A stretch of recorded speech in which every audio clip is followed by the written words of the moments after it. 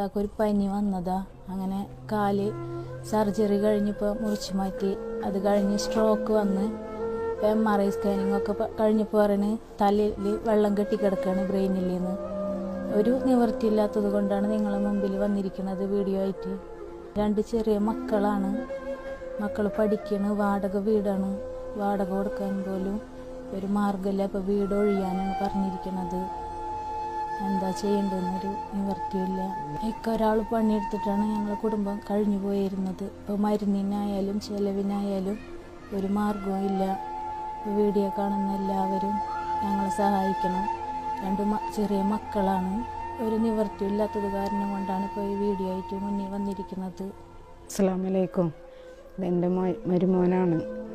പനി വന്നതാണ്. കാല് മുറിച്ച് മാറ്റി. ഞങ്ങളൊരു വാടക വീട്ടിലാണ് താമസിക്കുന്നത്. എൻ്റെ മക്കൾക്ക് ഞാനല്ലാണ്ട് മറ്റാരും